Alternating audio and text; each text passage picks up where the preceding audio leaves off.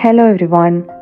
ഞങ്ങളങ്ങനെ അന്നത്തെ ദിവസം റെസ്റ്റൊക്കെ എടുത്ത് പിറ്റേ ദിവസം ഞങ്ങൾ തനിയെ ഒന്ന് കറങ്ങാൻ വേണ്ടിയിട്ട് ഇറങ്ങുകയാണ് കേട്ടോ. അപ്പോൾ ഇന്നത്തെ യാത്ര എന്ന് പറയുന്നത് ഞങ്ങൾ പോകുന്നത് ഷിംബുലാക്കിലേക്കാണ്. അപ്പോൾ ഇതായിരുന്നു ഞങ്ങൾ താമസിച്ചിരുന്ന അപ്പാർട്ട്മെൻറ്റ്. ഒരുപാട് ഇതുപോലത്തെ ബിൽഡിങ്സ് ഉള്ള ഒരു ഏരിയ ആയിരുന്നു ഇത്. നല്ല അടിപൊളി അപ്പാർട്ട്മെൻറ്റും കാര്യങ്ങളൊക്കെ ആയിരുന്നു. അപ്പോൾ ഞങ്ങൾ ഷിംബുലാക്കിലേക്ക് പോകാൻ വേണ്ടിയിട്ട് ഇവിടെ നിന്ന് ഞങ്ങളൊരു യാൻഡെക്സ് ഗോ ബുക്ക് ചെയ്തിട്ടുണ്ട്. അപ്പോൾ ഞങ്ങൾ അതിന് വേണ്ടിയിട്ട് വെയിറ്റ് ചെയ്യാണ്. ഇവിടെ നിന്ന് അൽമാട്ടിയിൽ നിന്ന് ഏകദേശം ഒരു 25 കിലോമീറ്റർ നമുക്ക് ദൂരമുണ്ട്. അപ്പോൾ അതിന് മുമ്പായിട്ട് തൊട്ടടുത്ത് ഞങ്ങളൊരു സൂപ്പർ മാർക്കറ്റിൽ കയറിയിട്ട് ഞങ്ങൾ ആവശ്യത്തിനുള്ള കുറച്ച് സ്നാക്സും കാര്യങ്ങളൊക്കെ എടുത്തിട്ട് വണ്ടി വെയിറ്റ് ചെയ്തിട്ട് ഇവിടെ ഇരിക്കുകയാണ്. ഞങ്ങൾ ആവശ്യത്തിനുള്ള വെള്ളവും കാര്യങ്ങളൊക്കെ ഞങ്ങൾ ഇവിടുന്ന് പർച്ചേസ് ചെയ്തു. അങ്ങനെ ഞങ്ങൾ യാൻഡെക്സ് ഗോ വന്നു. ഞങ്ങൾ ഇവിടുന്ന് ഏകദേശം ഒരു 1/2 കിലോമീറ്ററോളം നമ്മൾക്ക് ജേണി ഉണ്ട്. അങ്ങനെ അരമണിക്കൂറത്തെ ഞങ്ങളുടെ യാത്ര കഴിഞ്ഞിട്ട് ഞങ്ങൾ ഷിംബുലാക്കിലെത്തി. അപ്പോൾ നമ്മളുടെ ഫസ്റ്റത്തെ പോയിന്റ് എന്ന് പറയുന്നത് മെദോ വാലി ആണ്. ഇവിടെ നിന്നാണ് നമ്മൾ കേബിൾ കാർ എടുത്തിട്ട് ഇതിന്റെ മുകളിലേക്ക് പോകുന്നത്. ഈ ഷിംബുലാക്ക് എന്ന് പറയുന്നത് കസാക്കിസ്ഥാനിലെ ഏറ്റവും വലിയ സ്കീ റിസോർട്ടാണ്. കസാക്കിസ്ഥാനിലെ മാത്രമല്ല, ഏഷ്യയിലെ തന്നെ വൺ ഓഫ് ദ ഇമ്പോർട്ടൻ്റ് ആയിട്ടുള്ള സ്കീ റിസോർട്ടാണ്. നമ്മൾ യൂറോപ്പിലും ബാക്കിയുള്ള സ്ഥലത്തൊക്കെ സ്കീ ചെയ്യുന്നതിൻ്റെ പകുതി പൈസയേ ഉള്ളൂ ഇവിടെ സ്കീ ചെയ്യാനായിട്ട്. അതുകൊണ്ട് തന്നെ മഞ്ഞുകാലത്ത് ഈ റിസോർട്ടിലേക്ക് വളരെയധികം ടൂറിസ്റ്റുകൾ വരുന്ന ഒരു പ്ലേസ് ആണ്. അപ്പോൾ ഇതാണ് അതിൻ്റെ ഫസ്റ്റത്തെ സ്ഥലം. ഞങ്ങൾ ചെന്നു, ഞങ്ങൾ ടിക്കറ്റ് എടുത്തു. അപ്പോൾ നമുക്ക് 2 വേയും കൂടി ടിക്കറ്റ് എടുക്കാൻ വേണ്ടിയിട്ട് അഡൽസിന് 10,000 ടെങ്കയാണ് പറഞ്ഞിരുന്നത്. അതുപോലെ തന്നെ 6 വയസ്സ് വരെയുള്ള കുട്ടികൾക്ക് ഫ്രീ ആണ് അവിടെ. അവർക്ക് പ്രത്യേക ചാർജൊന്നുമില്ല. അത്യാവശ്യം നല്ല തിരക്കുണ്ടായിരുന്നു. ഇതായിരുന്നു നമ്മൾ കേബിൾ കാറിലേക്ക് കയറാനുള്ള ക്യൂ ആണത്. അപ്പോൾ ഞങ്ങൾ ഇതെല്ലാം മേടിച്ചു. 20,000 ടെങ്കയായിരുന്നു ഞങ്ങൾക്കായിരുന്നത്. ഞങ്ങൾ തിരിച്ചും കേബിൾ കാർ തന്നെയായിരുന്നു ബുക്ക് ചെയ്തിരുന്നത്. അങ്ങനെ ഞങ്ങൾക്ക് പോകാനുള്ള കേബിൾ കാർ വന്നു. അപ്പോൾ ഞങ്ങൾ അതിൽ കയറുകയാണ്.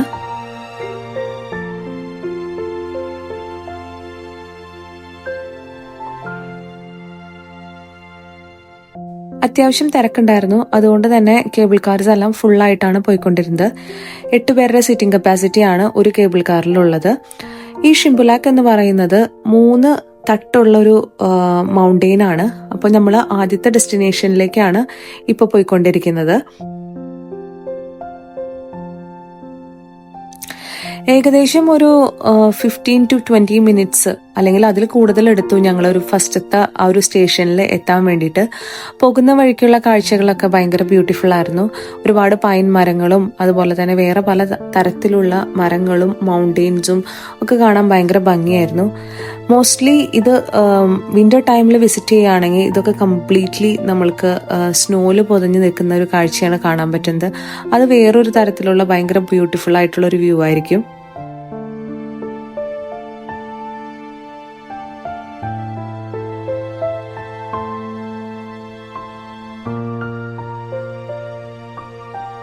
നമ്മൾ ആദ്യം പറഞ്ഞ പോലെ നമ്മൾ മെദോ വാലിയിൽ നിന്നാണ് ട്രാവൽ തുടങ്ങിയത്. ആ കാണുന്നതാണ് ഐസ് റിങ്ക്. അങ്ങനെ ഞങ്ങൾ ഫസ്റ്റത്തെ ലെവലിലെത്തി. ഇതാണ് ആ ഒരു ഫസ്റ്റത്തെ ലെവലിലുള്ള ഒരു കാഴ്ചകൾ. ഒരുപാട് ടൂറിസ്റ്റുകളുണ്ട്. അതുപോലെ തന്നെ അത്യാവശ്യം റെസ്റ്റോറൻറ്റ്സും കാര്യങ്ങളൊക്കെ ഇവിടെ ഉണ്ട്. ഈ ലെവലിൽ ഒരുപാട് കാഴ്ചകളുണ്ട്. അപ്പോൾ ആൾക്കാരിവിടെ ഫുഡ് കഴിക്കാനും അതുപോലെ തന്നെ ഫോട്ടോസ് എടുക്കാനൊക്കെ ഒത്തിരി ആൾക്കാർ ഇവിടെ ഉണ്ടായിരുന്നു. അപ്പോൾ ഇവിടെ നിന്ന് നമ്മൾക്ക് ഇതിന്റെ മുകളിലേക്ക് പോകാനായിട്ട് 2 ഓപ്ഷനാണുള്ളത്. ഒന്ന് നമ്മൾ വന്ന കേബിൾ കാറും, 2 ഈ കാണുന്ന ചെയർ കാറാണ് ഉള്ളത്. അപ്പോൾ 6 വയസ്സിന് താഴെയുള്ള കുട്ടികളെ ചെയർ കാറിൽ ഇരുത്തില്ല, അതുപോലെ തന്നെ പ്രായമുള്ള ആൾക്കാരെയും. അപ്പോൾ ഞങ്ങൾ 2 പേര് ചെയർ കാറിലും 2 പേര് കേബിൾ കാറിലായിട്ടാണ് മുകളിലേക്ക് പോയത്. കേബിൾ കാറിനെ അപേക്ഷിച്ച് ചെയർ കാർ വളരെ പതുക്കെയാണ് പോകുന്നത്. പക്ഷെ ഒരു ക്ലോസ്ഡ് ആയിട്ടുള്ള അറ്റ്മോസ്ഫിയർ അല്ലാത്തത് കൊണ്ട് തന്നെ എല്ലാ കാഴ്ചകളും കാണാനായിട്ട് ഭയങ്കര ഭംഗിയായിരുന്നു. അതുപോലെ തന്നെ ചെറിയൊരു തണുത്ത കാറ്റും, നമ്മൾ മുകളിലേക്ക് പോകും തോറും നമ്മൾക്ക് ചെറിയൊരു തണുപ്പും അനുഭവപ്പെട്ടിരുന്നു. അതുകൊണ്ട് തന്നെ ഭയങ്കര രസമായിരുന്നു ഈ ഒരു കാഴ്ച കാണാനായിട്ട്.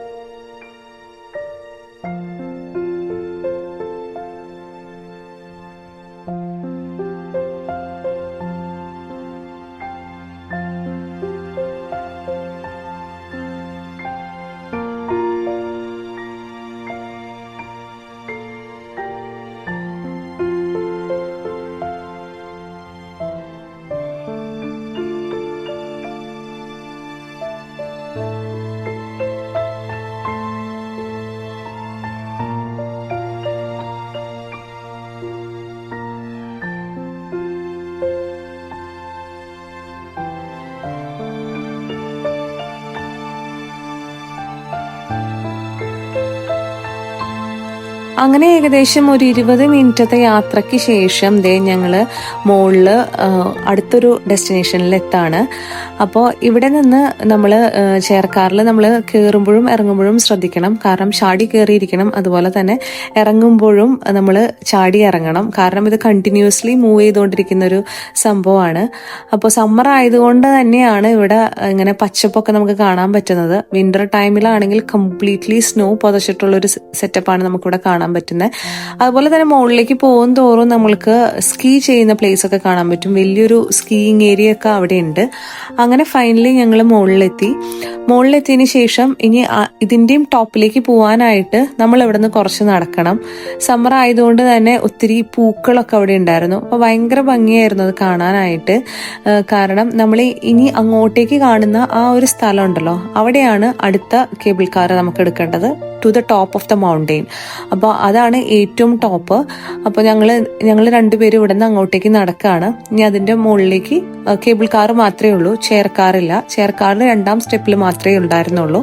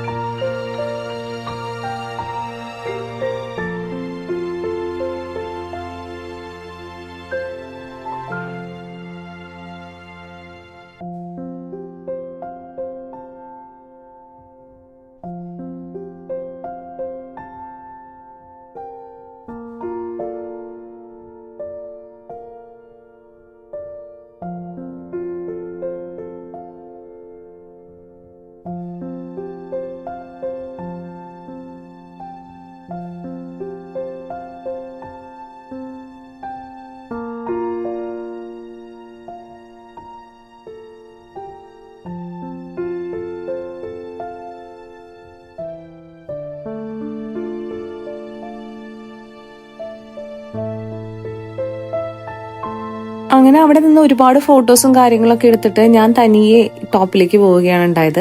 അവർ 3 പേരും താഴെ നിന്നു. അപ്പൊ ഞാൻ ഒറ്റയ്ക്ക് മൗണ്ടെയിൻ്റെ മുകളിലേക്ക് വന്നു. അപ്പൊ അത്യാവശ്യം നല്ല തണുപ്പുണ്ടായിരുന്നു. മൗണ്ടെയിനൊക്കെ കാണാൻ ഭയങ്കര ഭംഗിയായിരുന്നു. മഞ്ഞു പൊതച്ച് നിൽക്കുന്നത് കാണാനായിരിക്കും കുറച്ചും കൂടി ഭംഗി. സ്റ്റിൽ നമ്മൾക്ക് സ്നോ അതിന്റെ ടോപ്പിൽ നമുക്ക് കാണാൻ പറ്റും.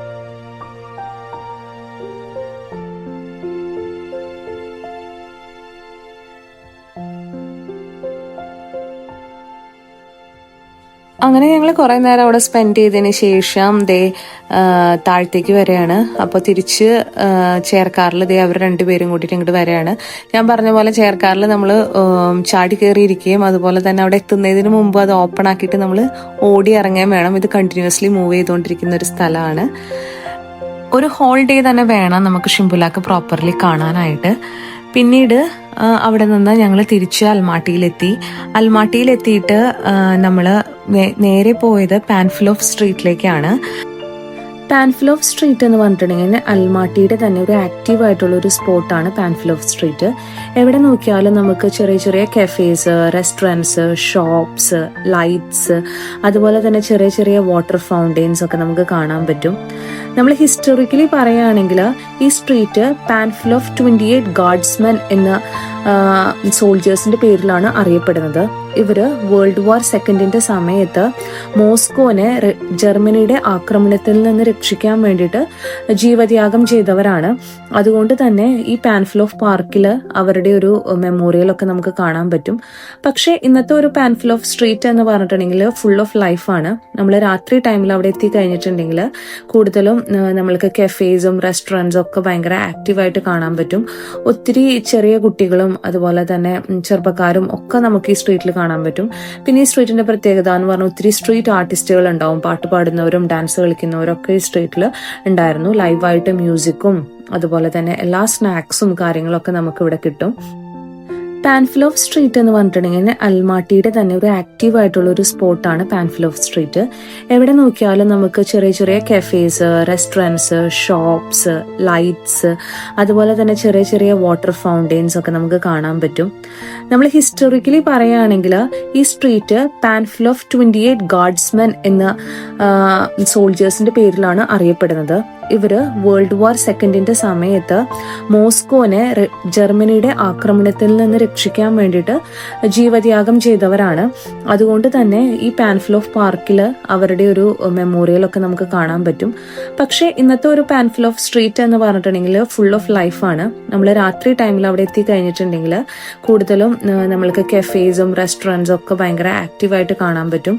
ഒത്തിരി ചെറിയ കുട്ടികളും അതുപോലെ തന്നെ ചെറുപ്പക്കാരും ഒക്കെ നമുക്ക് ഈ സ്ട്രീറ്റിൽ കാണാൻ പറ്റും. പിന്നെ ഈ സ്ട്രീറ്റിന്റെ പ്രത്യേകത എന്ന് പറഞ്ഞാൽ ഒത്തിരി സ്ട്രീറ്റ് ആർട്ടിസ്റ്റുകൾ ഉണ്ടാവും. പാട്ട് പാടുന്നവരും ഡാൻസ് കളിക്കുന്നവരും ഒക്കെ ഈ സ്ട്രീറ്റിൽ ഉണ്ടായിരുന്നു. ലൈവായിട്ട് മ്യൂസിക്കും അതുപോലെ തന്നെ എല്ലാ സ്നാക്സും കാര്യങ്ങളൊക്കെ നമുക്ക് ഇവിടെ കിട്ടും.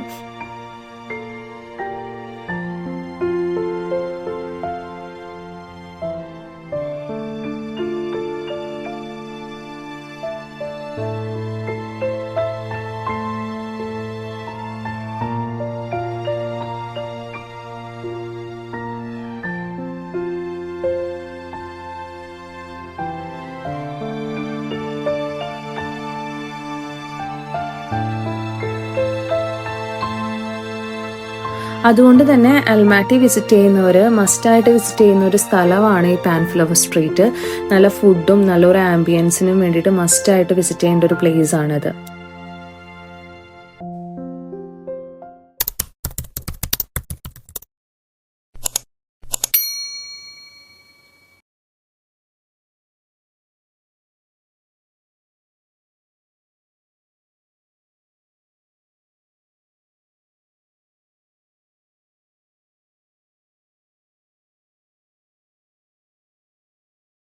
പാൻഫിലോഫ് സ്ട്രീറ്റ് എന്ന് പറഞ്ഞിട്ടുണ്ടെങ്കിൽ അൽമാട്ടിയുടെ തന്നെ ഒരു ആക്റ്റീവ് ആയിട്ടുള്ള ഒരു സ്പോട്ടാണ് പാൻഫിലോഫ് സ്ട്രീറ്റ്. എവിടെ നോക്കിയാലും നമുക്ക് ചെറിയ ചെറിയ കഫേസ്, റെസ്റ്റോറൻറ്റ്സ്, ഷോപ്സ്, ലൈറ്റ്സ്, അതുപോലെ തന്നെ ചെറിയ ചെറിയ വാട്ടർ ഫൗണ്ടെയിൻസ് ഒക്കെ നമുക്ക് കാണാൻ പറ്റും. നമ്മൾ ഹിസ്റ്റോറിക്കലി പറയുകയാണെങ്കിൽ ഈ സ്ട്രീറ്റ് പാൻഫിലോഫ് 28 ഗാർഡ്സ്മെൻ എന്ന സോൾജേഴ്സിന്റെ പേരിലാണ് അറിയപ്പെടുന്നത്. ഇവര് വേൾഡ് വാർ സെക്കൻഡിന്റെ സമയത്ത് മോസ്കോനെ ജർമ്മനിയുടെ ആക്രമണത്തിൽ നിന്ന് രക്ഷിക്കാൻ വേണ്ടിയിട്ട് ജീവത്യാഗം ചെയ്തവരാണ്. അതുകൊണ്ട് തന്നെ ഈ പാൻഫിലോഫ് പാർക്കിൽ അവരുടെ ഒരു മെമ്മോറിയൽ ഒക്കെ നമുക്ക് കാണാൻ പറ്റും. പക്ഷേ ഇന്നത്തെ ഒരു പാൻഫിലോഫ് സ്ട്രീറ്റ് എന്ന് പറഞ്ഞിട്ടുണ്ടെങ്കിൽ ഫുൾ ഓഫ് ലൈഫാണ്. നമ്മൾ രാത്രി ടൈമിൽ അവിടെ എത്തി കഴിഞ്ഞിട്ടുണ്ടെങ്കിൽ കൂടുതലും നമ്മൾക്ക് കഫേസും റെസ്റ്റോറൻറ്റ്സും ഒക്കെ ഭയങ്കര ആക്റ്റീവായിട്ട് കാണാൻ പറ്റും. ഒത്തിരി ചെറിയ കുട്ടികളും അതുപോലെ തന്നെ ചെറുപ്പക്കാരും ഒക്കെ നമുക്ക് ഈ സ്ട്രീറ്റിൽ കാണാൻ പറ്റും. പിന്നെ ഈ സ്ട്രീറ്റിന്റെ പ്രത്യേകത എന്ന് പറഞ്ഞാൽ ഒത്തിരി സ്ട്രീറ്റ് ആർട്ടിസ്റ്റുകൾ ഉണ്ടാവും. പാട്ട് പാടുന്നവരും ഡാൻസ് കളിക്കുന്നവരും ഒക്കെ ഈ സ്ട്രീറ്റിൽ ഉണ്ടായിരുന്നു. ലൈവായിട്ട് മ്യൂസിക്കും അതുപോലെ തന്നെ എല്ലാ സ്നാക്സും കാര്യങ്ങളൊക്കെ നമുക്ക് ഇവിടെ കിട്ടും.